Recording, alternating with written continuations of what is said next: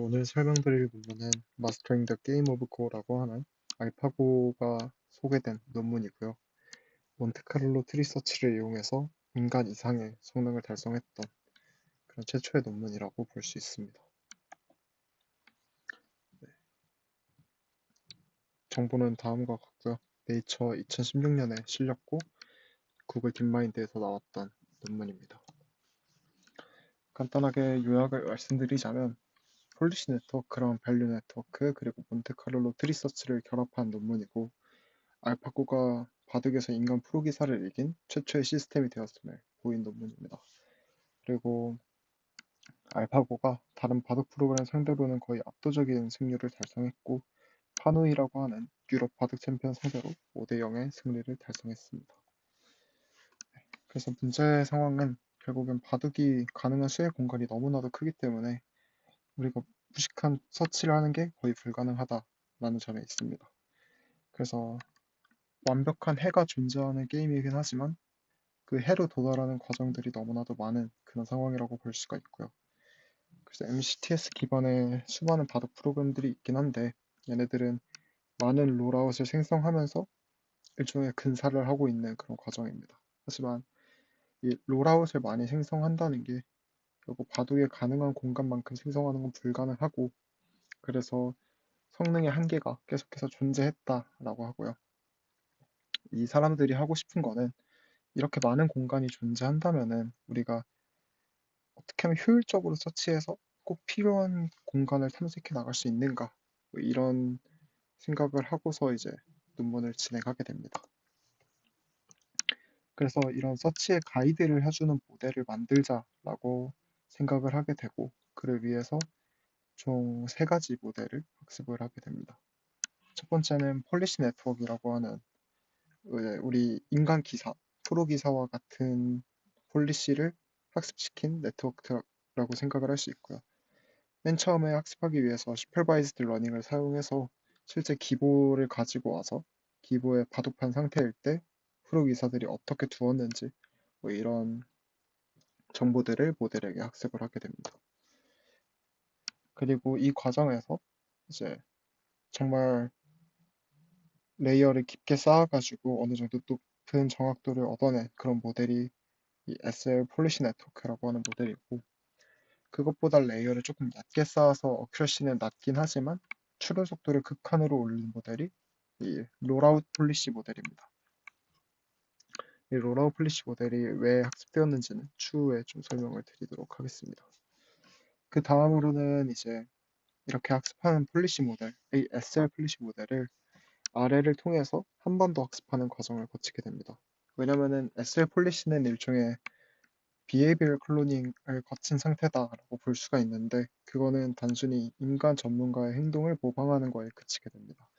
하지만 RL로 폴리시를 학습하게 되면은 단순히 모방하는 데서 그치지 않고 오브젝티브를 이 게임에서 승리하는 걸로 학습을 할 수가 있고 그렇기 때문에 조금 더 우리가 생각하는 그런 폴리시의 목적에 근사가 되게 됩니다. 그래서 이 셀프 플레이라고 하는 방법을 통해서 자기 자신의 과거 모델과의 경쟁을 계속해서 하면서 더 나은 모델로 학습할 수 있도록 폴리시 업데이트를 하게 되고요. 네. 그 다음에는 밸류 네트워크를 학습을 시키는 과정을 거치게 됩니다. 밸류 네트워크는 일종의 바둑판 상태가 들어왔을 때 이 바둑판이 어떻게 이길 수 있는 확률이 얼마나 될지에 대한 네트워크라고 생각을 하면 좀 쉬울 것 같아요. 그래서 바둑판의 상태가 가지고 있는 기대 값이 몇인가 그걸 학습하는 게 밸류 네트워크다라고 볼 수가 있습니다. 그래서 엄청나게 많은 롤아웃들을 뽑아내고 그 롤아웃에서 하나의 포지션을 랜덤으로 임의로 선택을 하게 됩니다. 하나의 스텝을 딱 선택을 하고 그 스텝일 때의 바둑판 상태를 시작 보고 그 바둑판 상태를 본 다음에 이게 이기는지 지는지 뭐 이런 걸 예측하는 방식으로 밸류 네트워크가 학습이 되게 됩니다. 최종적으로는 이런 네트워크들을 가지고 MCTS를 이용해서 트리를 효율적으로 만들자가 이 저자들이 말하고 싶은 목표입니다. 그래서 하는 과정을 보면은 총 4가지 과정을 거치게 되는데 셀렉션, 익스펜션, 그리고 이밸류에이션, 백업 이렇게 4가지 과정을 거치게 됩니다. 각각을 설명드리기 앞서서 구성 요소들을 일단 설명을 드리자면 각각의 엣지에는 다음과 같은 정보가 저장되게 됩니다. 이 스테이트에서 다음 행동을 여기서는 이 부분에 바둑알을 놓는 게 될 거고 여기서는 이 위쪽 부분에 바둑알을 놓는 게 액션이 될 텐데 여튼 스테이트에서 액션으로 넘어가는 그 엣지에 아래와 같은 정보들이 저장이 되고요. P 같은 경우에는 prior probability 그러니까 이 액션을 생성하기 위한 확률이 몇이냐 이렇게 생각을 할 수가 있고 N은 visit count 그러니까 이 MCTS 우리가 서치를 할 때 지금 여기서는 이 노드를 한 번밖에 안 거쳤잖아요. 근데 여기는 이렇게 거치고 하니까 이쪽이 비치 카운트가 더 높겠죠. 그런 카운트도 하게 되고 accumulated value라고 해서 어떤 웨이트 같은 역할을 하는 것도 존재하게 됩니다. Q 같은 경우에는 mean action value라고 하고 이 mean action value는 일종의 어, 이, 이 상황에서의 mean action value는 이 스테이트에서 어떤 액션을 취했을 때 갖게 되는 기대값이 몇이냐 이런 겁니다. 그래서 이 상황의 밸류 펑션과 같은 값을 가진다. 이 정도로 해석이 가능할 것 같아요. 그래서 이렇게 지금까지 학습했던 폴리시란 밸류 펑션, 밸류 네트워크라고도 볼 수 있는데 이게 결국에는 이 게임 트리의 구축에 활용이 되게 됩니다. 첫 번째로 셀렉션 과정 같은 경우에는 액션 밸류가 좀 큰 쪽으로 우리가 액션을 하게 된다라고 볼 수가 있고요. 그 과정에서 U라고 하는 함수를 하나 사용하게 되는데 디테일한 거는 잠시 제쳐두고 그냥 목적만 말씀드리자면은 단순히 그러니까 액션 밸류 펑션이 높은 것만 선택하지 않도록 하는 일종의 탐색을 강제하는 그런 함수다라고 볼 수가 있습니다. 그 다음에는 이밸류에이션 과정을 거치게 되고 이제 이 스테이트가 얼마나 점수가 높은지에 대한 밸류를 뽑아내는 게 이밸류에이션이라고 볼 수가 있고 추가적으로 폴리시 네트워크를 사용해서 롤아웃 폴리시 네트워크를 사용해서 끝까지 한번 생성을 해보기도 합니다. 그래서 밸류 펑션의 값 플러스 롤아웃 폴리시 네트워크의 값을 가지고 이거를 이제 Q 펑션 한마디로 이 스테이트에서 이 액션을 했을 때의 액션 밸류 펑션에다가 업데이트를 해주게 됩니다.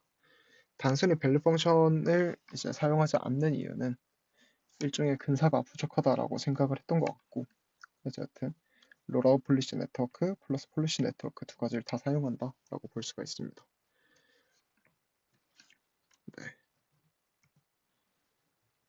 네. 결과 이런 식으로 구축을 하게 되고 네, 그 좀 전에 업데이트하는 과정이 백업이고 익스펜션은 비트 카운트가 스레숄드를 넘어가는 경우에 석세스 스테이트를 서치 트리에 추가하고 폴리시 네트워크로 프라이어를 계산하는 과정이라고 볼 수가 있습니다.